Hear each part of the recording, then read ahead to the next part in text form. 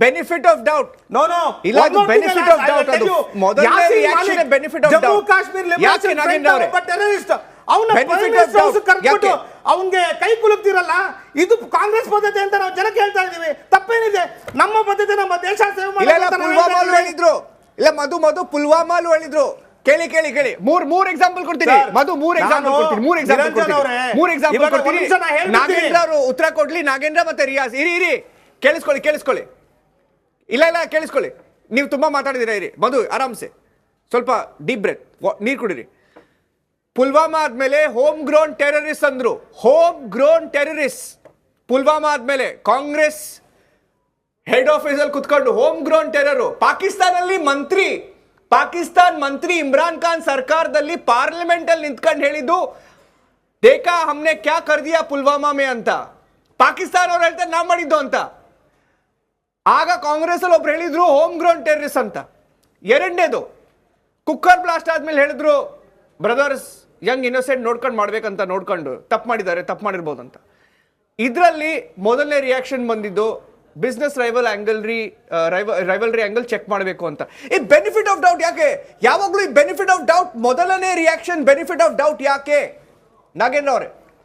ತಾವು benefit of doubt ಅಂತ ಕೇಳ್ತಾ ಇದ್ದೀರಲ್ಲ, ಯಾವ ಪುಲ್ವಾಮಾ ದಾಳಿ ವಿಚಾರದಲ್ಲಿ ಯಾವುದೋ ಒಂದು ಪಕ್ಷ ಹಗಲು ರಾತ್ರಿ ಕಾಯ್ತಾ ಇದ್ರು. ನಮ್ಮ ಕ್ಯಾಪ್ಟನ್ ಯಾರೊಬ್ರಲ್ಲಿ ಹೋಗಿದ್ರಲ್ಲ ಅವ್ನು ತೀರ್ಕೊಳ್ಳಿ ಸಾಕು ಇಡೀ ದೇಶದ ವಿರುದ್ಧವಾಗಿ ಮುಗಿಬೀಳೋಣ ಅಂತ ಕಾಯ್ತಾ ಇದ್ರು. ದಯಮಾಡಿ ತಮ್ಮ ಗಮನದಲ್ಲಿರಲಿ. ನಂಬರ್ 1. ನಂಬರ್ 2, ಈಗ ತಾವು ಕೆಲವು ರಾಜ್ಯಗಳ ಹೆಸರುಗಳು ಹೇಳಿದ್ರಿ. ಕರ್ನಾಟಕ, ತಮಿಳುನಾಡು, ವೆಸ್ಟ್ ಬೆಂಗಾಲು. ಯಾವ ಒಕ್ಕೂಟದಲ್ಲಿ ಇವರೆಲ್ಲ ಇದ್ದಾರೆ? ಈ ಟೆರರಿಸ್ಟ್ಗಳು ಎಲ್ಲೆಲ್ಲಿ ಓಡಾಡ್ತಾ ಇದ್ದಾರೆ? ಇದಕ್ಕೂ ಇವ್ರಿಗೇನಾದ್ರೂ ಸಂಬಂಧ ಇದೆಯಾ? ಹಾಗಾದ್ರೆ ದಯಮಾಡಿ ಎರಡನೇದು ಬಿಜೆಪಿ ಸರ್ಕಾರ ಎಲ್ಲಿರುತ್ತೋ ಅಲ್ಲಿ ಟೆರರಿಸ್ಟ್ಗಳು ದಯವಿಟ್ಟು ಒಂದು ನಿಮಿಷ ಇರಿ ಸರ್.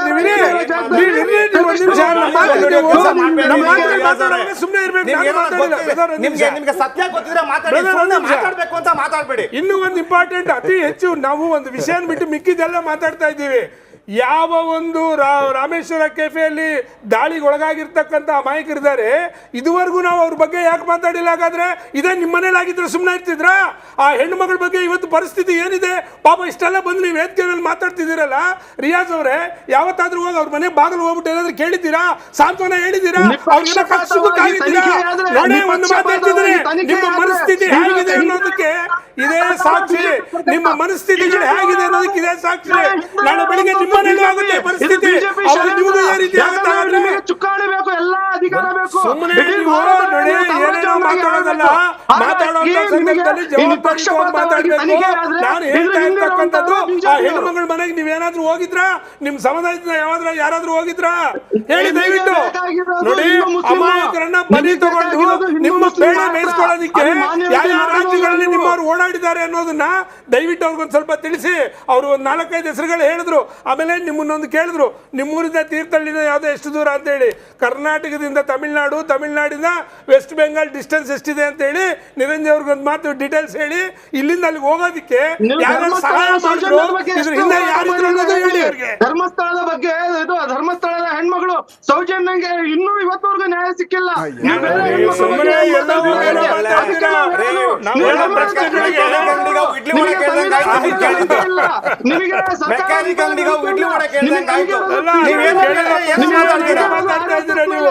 ಹಾಗಾಗಿ ನಿಮಗೆ ನಿಮ್ಮ ಐಡಿಯಾಲಜಿ ಎಲ್ಲಿ ಕಾಂಗ್ರೆಸ್ ಸರ್ಕಾರ ಇರುತ್ತೋ ಅಲ್ಲಿ ನಿಮಗೆ ನಂಬಿಕೆ. ನಮ್ಮ ದೇಶದಲ್ಲಿ ಎಲ್ಲರೂ ಶಾಂತಿಯುತವಾಗಿ ಇರೋದಕ್ಕೆ ನಿಮ್ಗಂತೂ ಇಷ್ಟ ಇಲ್ಲ. ದಯವಿಟ್ಟು ಅಮಾಯಕರಿದ್ದಾರೆ ಎಲ್ಲ ಸಮಾಜದಲ್ಲೂ ಒಳ್ಳೆ ಜನ ಇದ್ದಾರೆ, ವಿಶೇಷವಾಗಿ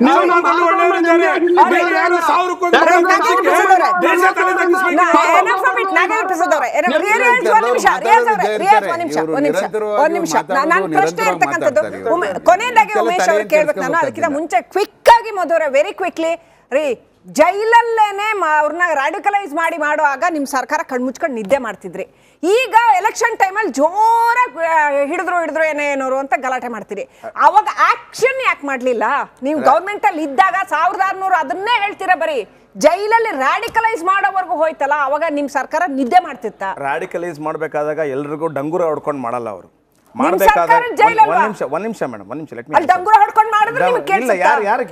ಯು ಪ್ಲೀಸ್ ಟೆಲ್ ಮಿ ಯಾವ್ದಾಗಿದೆ ಅಂತ ನೀವು ಒಂದು ನಿದರ್ಶನ ಕೊಡಿ ದಯವಿಟ್ಟು. ನೀವು ಹಂಗಿದ್ರೆ ನೀವು ಸುಮ್ಮನೆ ಏಕಾಏಕಿ ಅವ್ರು ಪ್ರೆಸ್ ರಿಲೀಸ್ ಕೊಟ್ಟಿದ್ದವ್ರೆ, ಓಕೆ ಡಂಗೂರ ಓಡ್ಕೊಂಡು ಪ್ರೆಸ್ ರಿಲೀಸ್ ಕೊಟ್ಟಿದ್ದವ್ರೆ. ನಾವು ಡಂಗೂರ ಹೊಡ್ಕೊಂಡು ಪ್ರೆಸ್ ರಿಲೀಸ್ ಕೊಟ್ವಿ. ಹೌದು, ನಾವ್ ಹೇಳ್ತಾ ಇರೋದು ರಾಡಿಕಲೈಸೇಷನ್ ಮಾಡ್ಬೇಕಾದಾಗ ಯಾರು ಡಂಗೂರ ಹೊಡ್ಕೊಂಡು ರಾಡಿಕಲೈಸೇಷನ್ ಮಾಡ್ತಾ ಇದೀನಿ ಅಂತ ಯಾರು ಹೇಳಲ್ಲ. ಸುನಿಲ್ ಕೇಳಿ, ನೀವು ದಯವಿಟ್ಟು ನಸೀರ್ ಅನ್ನೋರು ಅರೆಸ್ಟ್ ಮಾಡಿದ್ರ ಅವ್ರನ್ನ ಕೇಳಿ. 2008 ಬ್ಲಾಸ್ಟ್ ಕೇಳ್ಬೇಕು ನೀವು. Enough of political debate. Sunil, ಜೈಲಲ್ಲಿ ಏನ್ ನಡೀತಾ ಇತ್ತು ಒಂಚೂರು ಹೇಳ್ಬಿಡಿ. ನೀವು ರಿಪೋರ್ಟಿಂಗ್ ಹೋಗಿದ್ರೆ ನೀವು ನೋಡಿದ್ದನ್ನ ಹೇಳ್ಬಿಡಿ. ಅಲ್ಲ, ಇಲ್ಲಿ ನಾನು ಒಂದು ವಿಚಾರವನ್ನ ಪರ್ಟಿಕ್ಯುಲರ್ ಆಗಿ ಹೇಳ್ತೀನಿ. ಇಲ್ಲಿ ಪಾರ್ಟಿ ಯಾವುದು ಅನ್ನುವಂಥದ್ದಲ್ಲ. ಈಗ 2018 ಇಂದ 2023 ವರೆಗೆ ಬಿಜೆಪಿ ಗವರ್ಮೆಂಟ್ ಇತ್ತು ಅಲ್ವಾ? ಸೊ ಆ ಟೈಮಲ್ಲಿ ಹಂಗಿದ್ರೆ ಯಾವುದೇ ಟೆರರ್ ರಿಲೇಟೆಡ್ ಆಕ್ಟಿವಿಟೀಸ್ ಆಗಿಲ್ವಾ? ಎಷ್ಟು ಜನ ಅರೆಸ್ಟ್ ಆದ್ರು, ಎಷ್ಟು ಆಕ್ಟಿವಿಟೀಸ್ ಆಯ್ತು? ನಿಮಗೆ ಗೊತ್ತಿರಬಹುದು ಸ್ಲೀಪರ್ ಸೆಲ್ ನ ಅರೆಸ್ಟ್ ಮಾಡಿರುವಂತದ್ದು ಯಾವಾಗ ಅಂತ ದಯವಿಟ್ಟು ಜ್ಞಾಪಿಸ್ಕೊಳ್ಳಿ. ಬೊಮ್ಮಾಯಿ ಅವರು ಯಾವಾಗ ಚೀಫ್ ಮಿನಿಸ್ಟರ್ ಆಗಿದ್ದು 16 ಸ್ಲೀಪರ್ ಸೆಲ್ಸ್ ಅರೆಸ್ಟ್ ಮಾಡಿದ್ವಿ. ದಯವಿಟ್ಟು ನಿಮ್ಮ ಅಂದ್ರೆ ಹೇಳ್ತಿರುವಂತದ್ದು ಕೂಡ ನಾವು ಅರೆಸ್ಟ್ ಮಾಡಿದ್ವಿ. ಕಾಂಗ್ರೆಸ್ ಸರ್ಕಾರ ಏನ್ ಮಾಡ್ತಿತ್ತು ಅನ್ನೋದು ನಮ್ಮ ಪ್ರಶ್ನೆ ಅಷ್ಟೇ, ಬೇರೆ ಏನು ನಾವು ಮಾತಾಡ್ತಿಲ್ಲ. ನಾನು ಅದನ್ನೇ ಹೇಳ್ತೀನಿ. ಪ್ರತಿಯೊಂದು ಗವರ್ಮೆಂಟ್ ಇದ್ದಂತ ಟೈಮಲ್ಲೂ ಈ ರೀತಿಯ ಆಕ್ಟಿವಿಟೀಸ್ ಗಳು ಆಗಿದ್ದಾವೆ. ಈಗ 2018 ಇಂದ 23 ವರೆಗೆ ಈ ICC ಗೆ ಸಂಬಂಧಪಟ್ಟ ಕುಕ್ಕರ್ ಬ್ಲಾಸ್ಟ್ ಆದಾಗ ಯಾರಿದ್ರು ಸರ್ಕಾರದಲ್ಲಿ? ಅಂದ್ರೆ ನೀವು ಅರ್ಥ ನೀವು ಹೇಳ್ತಾ Niranjan, I am not able to understand your argument. Cooker blast ಇದ್ದಾಗ ಯಾರು ಸರ್ಕಾರ ಇದ್ದಿದ್ದು? ಈಗ ಕಾಂಗ್ರೆಸ್ ನವರು ಹೇಳಿ ಮಾಡಿಸಿದ್ದಾರೆ ಅಂತ ಹೇಳಿ ಕಾಂಗ್ರೆಸ್ ನೋಡಿ. ಕಾಂಗ್ರೆಸ್ನವರು JKLF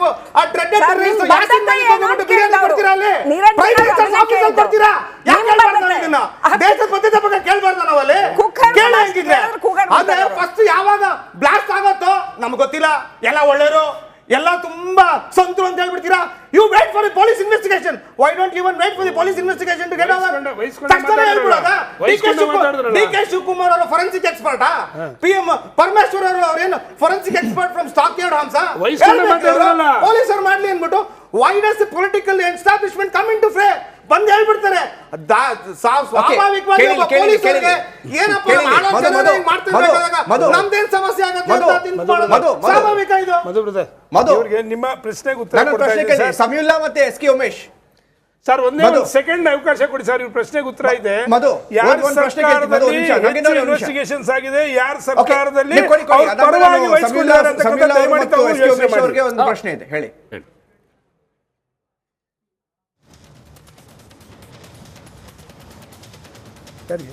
ನಿರಂಜನ್ ಗಾಡ್. ಓಕೆ, ನಾನೇನ್ ಹೇಳ್ತಿದ್ದೆ ಅಂದ್ರೆ ಒಂದ್ ನಿಮಿಷ, ನನ್ನ ಪ್ರಶ್ನೆ ಇದ್ದಿದ್ದು ಸಮೀವುಲ್ಲಾ ಅವ್ರಿಗೆ. ನನ್ನ ಪ್ರಶ್ನೆ ಇದ್ದಿದ್ದು ಸಮೀವುಲ್ಲಾ ಅವ್ರಿಗೆ. ಈಗ ನೋಡಿ ಸಮೀವುಲ್ಲಾ ಅವರೇ, ಇದೆಲ್ಲ ಇವಾಗ ಯಾಕೆ ಈ ಸಿಚುವೇಶನ್ ಯಾಕೆ ಬಂದಿದೆ ಅಂದ್ರೆ ಭಾರತದಲ್ಲಿ ನೋಡಿ, ಈಗ ಕಾಂಗ್ರೆಸ್ಗೆ ನಾನು ಇದ್ದಂಗೆ ಹೇಳ್ಬಿಡ್ತೀನಿ sir. You are also journalist, I am a journalist. ಕಾಂಗ್ರೆಸ್ಗೆ ಮುಸ್ಲಿಂ ವೋಟ್ ಬೇಕು. ಅವ್ರಿಗೆಲ್ಲೋ ಅವ್ರ ತಲೆಯಲ್ಲಿ ಇದೆ ಈ ತರ ಇಶ್ಯೂಸ್ ಬಂದಾಗ. ಈಗ ಎಲ್ರು ಗಿಲ್ಟಿ ಅಂತ ಹೇಳಲ್ಲ ಅಲ್ವಾ. ಫಾರ್ ಎಕ್ಸಾಂಪಲ್, ಇವರಿಬ್ರು ಇವತ್ತು ರಾಮೇಶ್ವರಂ ಕ್ಯಾಫೆ ಬ್ಲಾಸ್ಟ್ ಅಲ್ಲಿ ಇಬ್ರು ಯಾವ group? Islamic State, correct? They are aligned with one dharma, right? They are radicalised. But when it comes to terror, ನೋಡಿ ಈಗ ಏನಾಗ್ಬಿಟ್ಟಿದೆ ಅಂದ್ರೆ ನಮ್ಮ ಎಲೆಕ್ಷನ್ಗಳಲ್ಲಿ very thin line between doing politics and polarisation sir. Very thin line, actually ಅದು ಲೈನೇ ಇಲ್ಲ ನಮ್ದು. ಬಟ್ ಐ ಫೀಲ್ ಇದು ಓಲೈಕೆ ಅನ್ನೋದು ಯಾವ ಲೆವೆಲ್ಗೆ ಹೋಗಿದೆ ಅಂದ್ರೆ, ನಮ್ಮ ಪಾರ್ಟಿಗಳು ನೋಡಿ ಯಾವ ಲೆವೆಲ್ಗೆ ಹೋಗ್ತಾರೆ sir. DJ Halli, KJ Halli prime example. ನಾವು ಎಷ್ಟು ಎಕ್ಸಾಂಪಲ್ ಸೈಟ್ ಮಾಡಿದ್ರು ನೀವು ನೋಡಿ. That is one. I want to ask you this question. Where you think ಈಗ we can draw the line, or can we draw a line at all? ಒಂದು ಭಯೋತ್ಪಾದನೆ ಅಂದರೆ ಭಯೋತ್ಪಾದನೆ, ಧರ್ಮಕ್ಕೂ ಅದಕ್ಕೂ ಸಂಬಂಧ ಕಲ್ಪಿಸಲೇಬಾರ್ದು.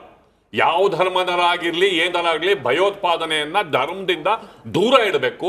ಆ ಕುಕೃತ್ಯವನ್ನ, ಜಾತಿ ಧರ್ಮವನ್ನ ಮೀರಿ ಅವರು ಯಾವ ಸಮುದಾಯದವರು ಆಗಲಿ ಅದನ್ನ ಖಂಡಿಸುವಂತಹ ಮತ್ತು ಅವರನ್ನ ದೂರ ಇಡುವಂತಹ ಒಂದು ಸಿಸ್ಟಮ್ ನಮ್ಮಲ್ಲಿ, ಅಂತಹದೊಂದು ಪದ್ಧತಿ, ಅಂತಹ ಒಂದು ವಾತಾವರಣ ನಮ್ಮಲ್ಲಿ ಸ್ಪಷ್ಟವಾಗಿ ಬರಬೇಕು.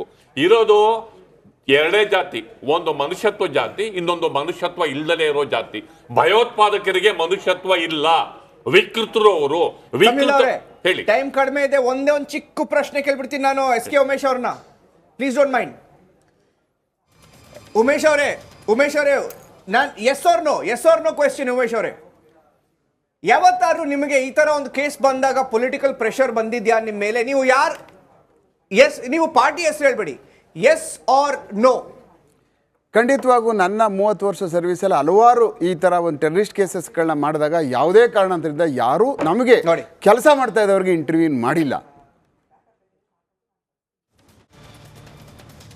ಆಲ್ ರೈಟ್ ಇಂಟರ್ವ್ಯೂನ್ ಮಾಡಿಲ್ಲ. ಇಲ್ಲ, ಪೊಲಿಟಿಕಲ್ ಮೆಸೇಜಿಂಗ್ ಇಲ್ಲ, ನಥಿಂಗ್. ಯಾವುದೇ ಕಾರಣಾಂತರಕ್ಕೂ ನಾವುಗಳು ಎಲ್ಲ ಸುಮಾರು ಕೇಸಸ್ಗಳಲ್ಲಿ ಬಹಳ ಇಂಪಾರ್ಟೆಂಟ್ ಟೆರರಿಸ್ಟ್ ಕೇಸಸ್ಗಳು ಕೆಲಸ ಮಾಡಿದ್ದೀವಿ. ಆ ಸಮಯದಲ್ಲಿ ಹಿಡ್ಕೊಬರ್ಬೇಕಾದಾಗಲಿ, ಇಂಟ್ರಾಗೇಟ್ ಮಾಡಬೇಕಾದಾಗಲಿ ಆಗಲಿ, ಅವ್ರನ್ನ ಅರೆಸ್ಟ್ ಮಾಡಿ ದಸ್ತಗಿರಿ ಮಾಡಿ ಜೈಲಿಗೆ ಕಳಿಸ್ಬೇಕಾದಂಥದ್ದಾಗಲಿ, ಇವರು ಟೆರರಿಸ್ಟ್ ಅಂತ ಹೇಳ್ಬೇಕಾದಂಥ ಸಮಯದಲ್ಲಿ ಹೇಳ್ಬೇಡಿ ಅಂತ ಅನ್ನುವಂಥದ್ದೇ ಆಗಲಿ, ಇಲ್ಲ ಅವ್ರನ್ನ ಸಾಫ್ಟ್ ಆಗಿ ಮಾಡಿ, nothing doing. We have not faced such ಯಾವುದೇ ಥರವಾದಂಥ ಫೇಸ್ ಮಾಡಲೇ ಇಲ್ಲ ನಾವು. ನೇರಕ್ಕೆ ಏನಿರ್ತದೋ ಅದನ್ನೇ ಪ್ರೆಸೆಂಟೇಷನ್ ಇದುವರೆಗೂ ಮಾಡ್ಕೊಂಡು ಬಂದಿರತಕ್ಕಂಥದ್ದು. ಆಮೇಲೆ ನಮ್ಮ ಮೇಲಿನ ಅಧಿಕಾರಿಗಳು ಹಾಗೆ ಮಾಡಿದ್ದಾರೆ. ಈಗ ನಮ್ಮ ಕೇಸಲ್ಲಿ ಪ್ರತಾಪ್ ರೆಡ್ಡಿ ಸಾಹೇಬ್ರು ಇದ್ರು, ಆಮೇಲೆ ನಾರಾಯಣ ಅವರು ಇದ್ರು. ಅದನ್ನ ಟೆರರಿಸ್ಟ್ ಆಕ್ಟ್ ISIS ಲಿಂಕ್ ಇದೆ ಅಂತಾನೆ ಅವ್ರು ಹೇಳಿದ್ರು. ಅದೇನು ಮುಚ್ಚಿಟ್ಕೊಂಡು ಪ್ರಶ್ನೆನೇ ಇಲ್ಲ ಹೇಳ್ಬೇಕಂತ. Right, thank you. ತಮ್ಗೆಲ್ಲರಿಗೂ ಕೂಡ ಅನಂತ ಧನ್ಯವಾದಗಳು ಚರ್ಚೆಯಲ್ಲಿ ಭಾಗವಹಿಸೋದಕ್ಕೆ. ಸುನಿಲ್, ನಿಮಗೂ ಕೂಡ ಥ್ಯಾಂಕ್ ಯು. ನಾವು ಹೇಳೋದೇನಂತಂದ್ರೆ ಇದು ಅತ್ಯಂತ ಸೂಕ್ಷ್ಮ ವಿಚಾರ. ಇದರಲ್ಲಿ ರಾಜಕಾರಣ ಮಾಡೋದು ಬೇಡ, ಕೆಸರನ್ನ ಚಾಟ ಮಾಡೋದು ಬೇಡ. ನೇರವಾಗಿ ಇದರಲ್ಲಿ ತನಿಖಾ ಸಂಸ್ಥೆಗಳು ನೇರವಾಗಿ ಅವ್ರಿಗೆ ಅವ್ರ ಕೆಲಸ ಮಾಡೋದಕ್ಕೆ ಬಿಡಬೇಕು. ಮತ್ತು ಸರ್ಕಾರಗಳು ಇದರಲ್ಲಿ ಯಾವುದೇ ಭೇದ ಭಾವ ಮಾಡದೆ, ಯಾವುದೇ ಓಲೈಕೆ ರಾಜಕಾರಣಕ್ಕೆ ಹೋಗದೆ, ಯಾವುದೇ ವಿಚಾರಗಳನ್ನು ಪರಿಗಣಿಸದೆ ಕೇವಲ ತನಿಖೆಗೆ ಮುಕ್ತವಾದ ಅವಕಾಶ ಮಾಡಿಕೊಡ್ಬೇಕು. ಅಂಡ್ ಕರ್ನಾಟಕದ ಜನ, ಭಾರತದ ಜನ ಸೇಫ್ ಆಗಿರೋದಕ್ಕೆ ರಾಜಕಾರಣಿಗಳು ರಾಜಕೀಯ ಬಿಟ್ಟು ಅವಕಾಶ ಮಾಡಿಕೊಡ್ಬೇಕು. ಇದರೊಂದಿಗೆ ಈ ಕಾರ್ಯಕ್ರಮ ಮುಗಿಸ್ತಾ ಇದ್ದೀವಿ. ನಮಸ್ಕಾರ.